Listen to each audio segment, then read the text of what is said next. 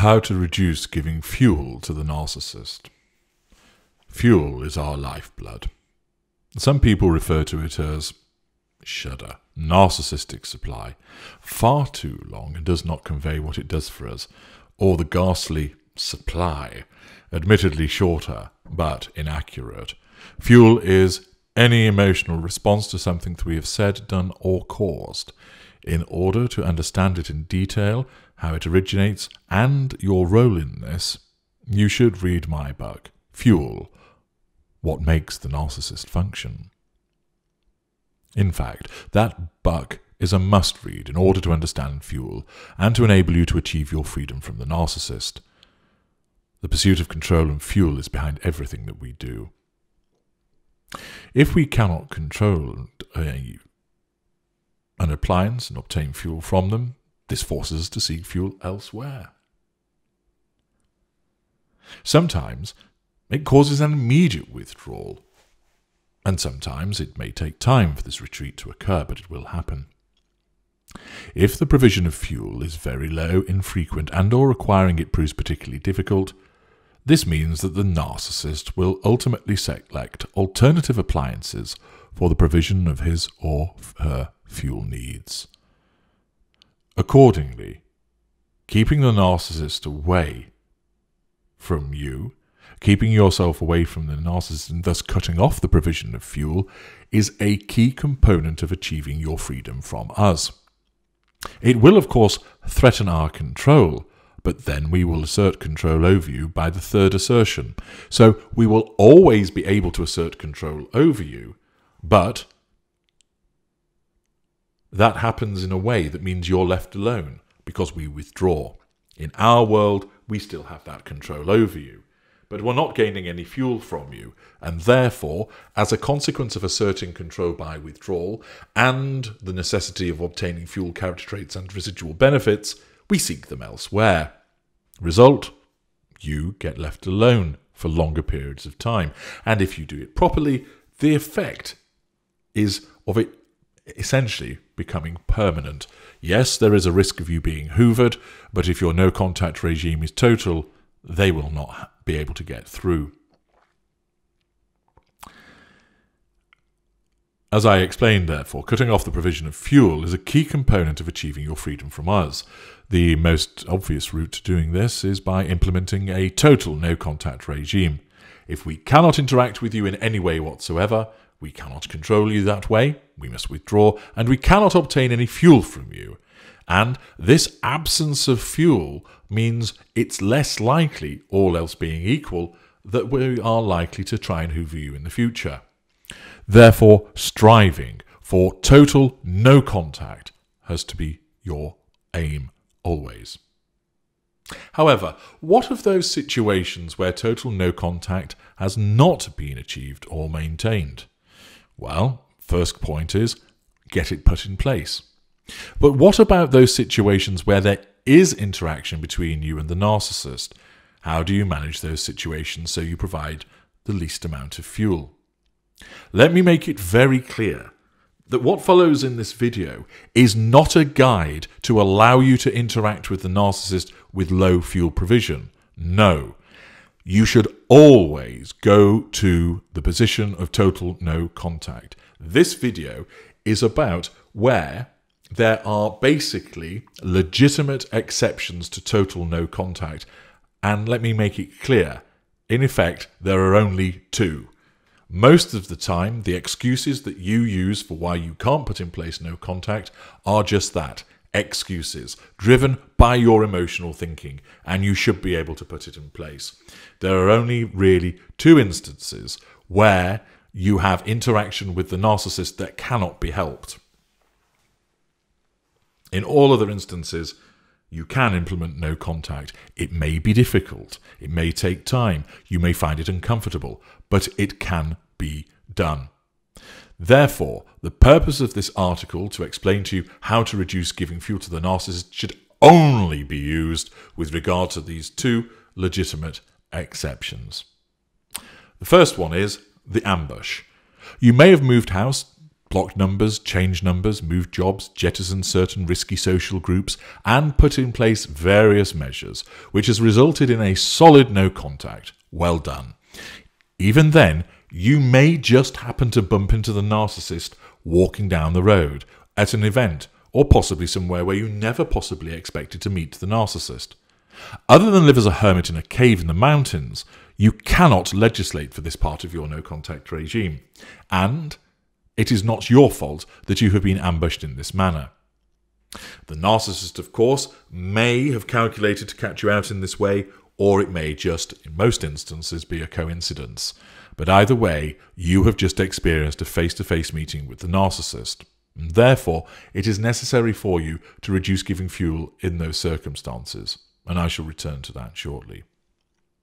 The second legitimate exception is, for instance, in relation to co-parenting. Let me make this clear. Legitimate exceptions are very, very few and far between. This is not keeping the narcissist number in your phone and not blocking that number in case there is an emergency. That is not a legitimate exception.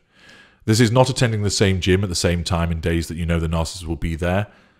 You can make changes to bolster your no-contact regime in that regard. Legitimate exceptions would include remaining in a job where the narcissist also works there, pending your departure to a new job as part of your no-contact regime, or a transfer to a different site. It could be argued, of course, that you could just leave the job immediately to achieve no contact, and yes, that is an option, and one which should also be considered, where you are serious about achieving a robust no-contact regime. But if there is no immediate job to go to, you don't have savings and you have a notice period to abide by, then you will have to remain in a situation where there is a risk of contact. That is a legitimate exception. Legitimate exceptions also cover co-parenting with a narcissist, for instance, where there is a court order compelling that co-parenting has to take place where there is interaction between you. Usually you can avoid doing that. My assistance package, How to Co-Parent with a Narcissist, explains how you do that. You'll be able to find that in the menu bar at narcsite.com. Legitimate exceptions also cover attending court, where the narcissist will also be there. You are compelled to attend. Remember, even with the legitimate exceptions, this does not give you a pass to engage freely with the narcissist. Indeed, there are still many things that you can do, which means you can maintain a very high level of almost no contact, but those are matters for a separate discussion. This article addresses those very, very few situations where contact arises with the narcissist so that you give no or very little fuel. I reinforce that you cannot use this article in order to repeatedly engage with us and think you can do so in a manner which will not have an adverse effect upon you. That is emotional thinking. If you keep on engaging with the narcissist, you will be visited by the devil's pitchfork. Your emotional thinking will surge and you will end up losing insight and resistance. It is important that you understand that the most dangerous interaction with us is any direct physical interaction with us. Why? 1. The largest amount of fuel you provide to us comes from direct physical interaction. This is because the words you use, the tone of those words, your body language, your facial expression, the look in your eyes, the gestures you make, all combine. All of these strands come together to provide us with very large quantities of fuel. Therefore, wherever possible, we want to achieve an interaction with you in person. Moreover, your emotional thinking wants you to interact with us in person, so your addiction gets fed the most as well. 2. You are far easier to manipulate in person because your own emotional thinking surges very high owing to our close proximity, which then weakens and removes your resistance to us far faster. It is easier to ignore an email from us, although it shouldn't be getting through in the first place, but far harder when we look at you, talk to you, give you that winning smile that makes you melt as our familiar scent washes over you. You may think that you can resist it, and some might for a time, but I have seen many fall repeatedly where there is a physical interaction with us. 3. Your politeness and decency mean you may well struggle to ignore us when there is a direct physical interaction. Your emotional thinking will cause you to say hello and at least be polite, and then the salami slicing begins as we draw you in once again. 4. No matter how disciplined you think you can be in our presence, you may be able to keep your tone level, but your immediate emotional responses, facial expressions, the look in your eyes, body language, etc., do provide fuel, and are virtually impossible for you to stop. This is why Grey Rock doesn't work. You will also struggle to keep your tone level when you speak to us much more than for a couple of minutes. Accordingly, you are always going to give us some fuel when we see you in person. This underlines the need to avoid direct physical contact with us as a priority. So, how do you reduce the fuel that you give to the narcissist? 1. Apply no contact and make it total. Maintain it at a robust level. Use my work to achieve that. Consult with me. Let me take you through the 5 arenas to avoid interaction in those arenas. 2. If there has to be direct physical contact with the narcissist, then look to reduce the number of occasions when this can happen to an absolute minimum. Do you need to attend that parent-teacher evening at the same time, or can you organise a separate appointment? Can you stand on the opposite touchline to watch your child play sport? Do you really have to attend that meeting where the narcissist will be? Can you avoid it, send someone else, provide input in writing, or listen in and contribute via a telephone conference call? Can you be seated on a different table to the narcissist at the event? Can you alter your attendance at the staff canteen so you do not go when you know the narcissist is there?